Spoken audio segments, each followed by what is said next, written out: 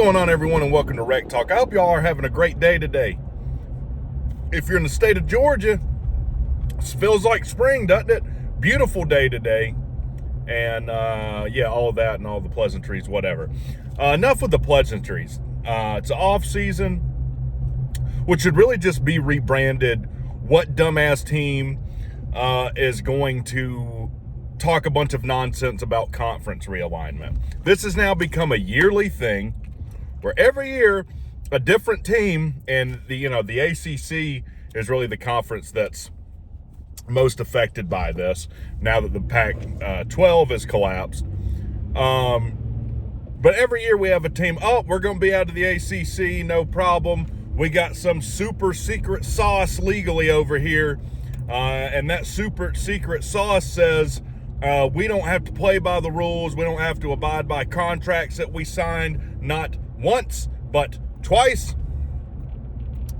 This started with Florida State, right? Florida State got snubbed in the playoffs, which was wrong. I don't think there's any argument to say that what happened to them was wrong.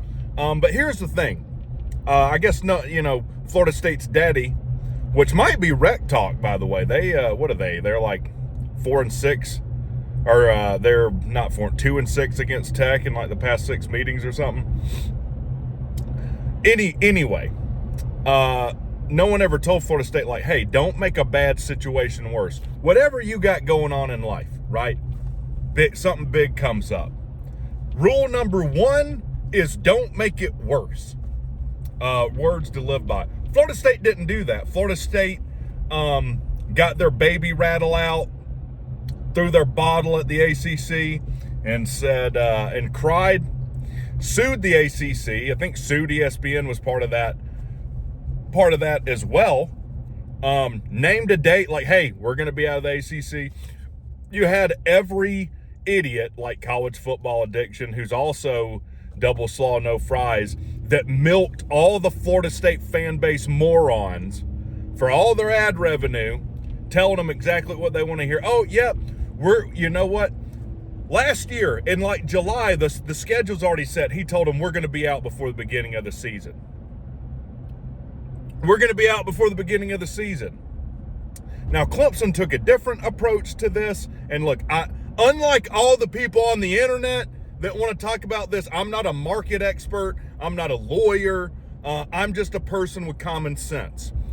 Which is more than I can say for a lot of these people. But my understanding from what Clemson did, they took a less mentally deficient route. And what Clemson did is they said, hey, we're not disputing the fact we signed this contract or what it says. We're disputing that we shouldn't be held to it. So think of it like if you went to Six Flags, I'm sure when you buy a ticket, part of that is you're agreeing to not, you're assuming all risk of going to Six Flags. But that doesn't cover gross negligence, right? Like if they had not maintained a roller coaster and you were maimed on one, signing a contract doesn't cover that gross negligence. So that seemed to be kind of the route that Clemson was going down. And then this year, North Carolina, oh, you like my napkin here? Yeah, that's a little life hack for you. You can keep some napkins here while you're driving. And if you're a fat ass like me and like to eat while you're driving, you got you a little napkin right there. But now North Carolina, they just can't stop making dumbass, stupid decisions. As great as their school is academically, and they do have a fantastic academic institution, as far as their sports teams are concerned, awful decisions. They hire Bill Belichick. They give him this contract that literally allows him to piss down their throats whenever he wants to. They're paying him $10 million a year. Guy that's never coached a college game in his life. They basically have to pay like 90% of his buyout or something. If they want to fire him, he only has to pay them $1 million to leave. And now, I don't know who North Carolina thinks they are. But they hadn't won the ACC since 1980. North Carolina hadn't won the ACC since Ronald Reagan was in office. The last time, I'll put it to you this way, the last time North Carolina won the ACC, the Chernobyl explosion hadn't happened yet. That was in 1986. The Chernobyl explosion is 6 years more recent than North Carolina's last ACC title. But now they're emboldened with Belichick. We're going to get out of the ACC now, and we're some big market. So they're basically posturing, making a bunch of threats, which is crazy because the ACC has always kowtowed to Tobacco Road for some reason. These teams, Florida State, North Carolina, Clemson, they're always going to get more than everyone else, or they're going to get the benefit of the doubt that no one else in the ACC gets, right? You look at how their schedules usually line up. They did this incentive-based thing. Now the ACC is looking into just giving a flat-out uneven revenue share to Florida State and Clemson and maybe some other schools, independent of what they do. Now, I don't know why Florida State's crying about this, because they should win the conference every year, right? They're the greatest team God's ever made. Went 2-10 last year, though. But now North Carolina's in this. And here's the thing about North Carolina. I went on College Football Mafia a week ago, basically. Tomorrow, check us out. We'll be talking with a lawyer, an actual lawyer, about some of this. Maybe I'll put a link in the description for that. What the hell was I saying? Oh, but let's just think of North Carolina for a second. Do you think there's any path to the playoffs if they're in the SEC or the Big Ten? Because I don't. The easiest path they have to a playoffs is the ACC. And Florida State fans and now North Carolina fans, and there's other fan bases too, they think the solution to all their problems is the SEC or Big Ten, because they get, approximately $20 million more per year per school. I don't know that money is their problem. North Carolina has out-recruited most of the ACC. Talent's never been a problem at North Carolina. They had 2 back-to-back first-round quarterback picks, and they got jack shit to show for it.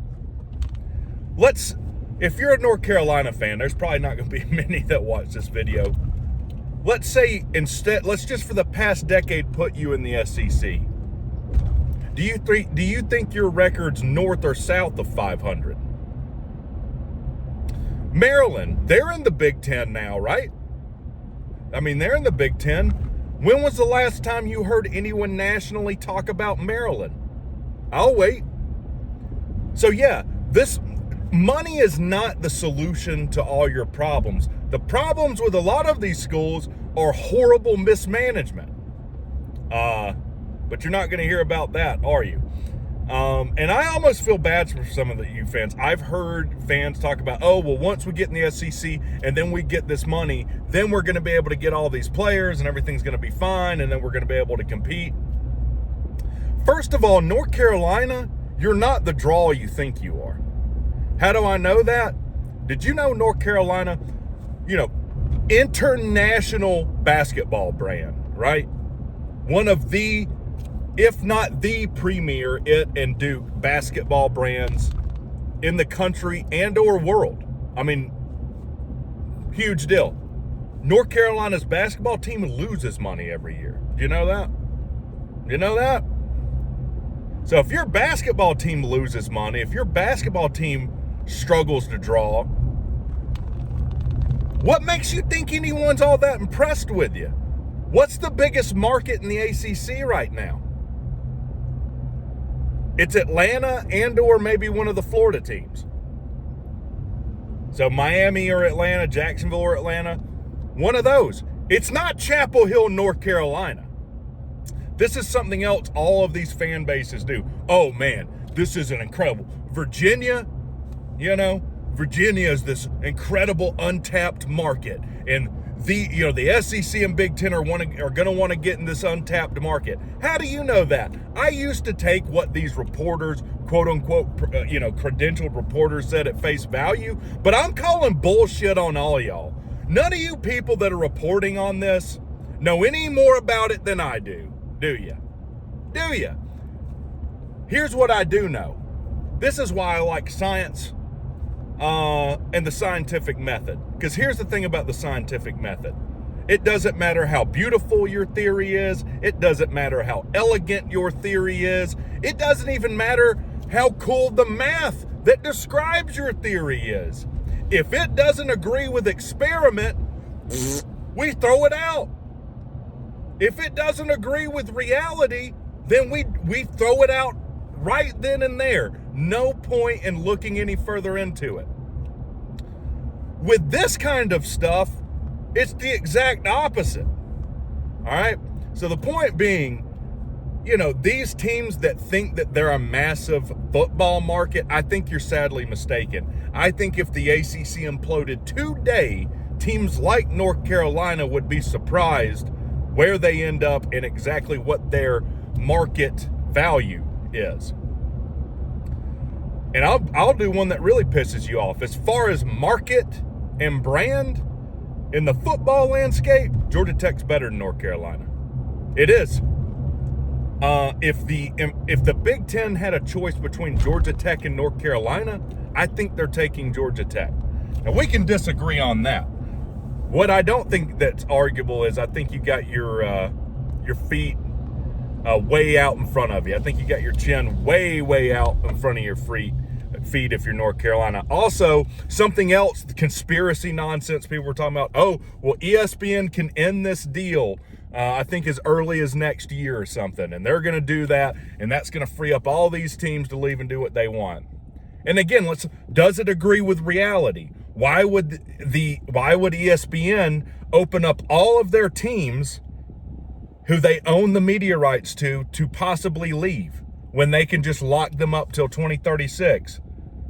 Couldn't convince anybody of that on the internet that think that's one of these conference realignment theorists. What happened? They extended it through 2036.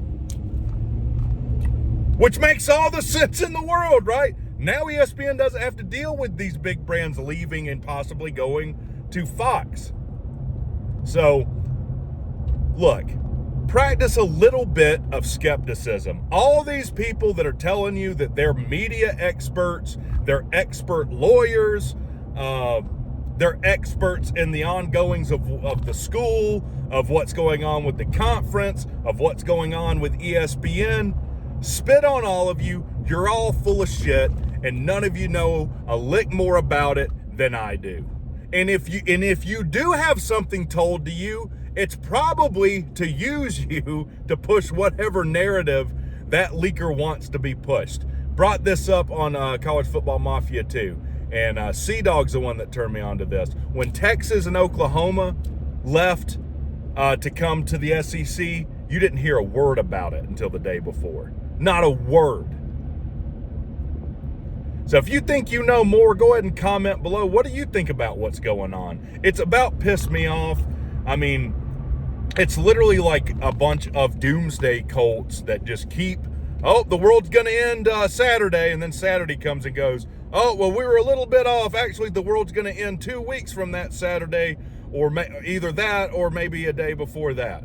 And it's literally the boy that cried wolf. No one cares. No one cares about what's going on in Chapel Hill, North Carolina. Bill Belichick's going to be an awful coach, and that's the facts. Y'all have a good one.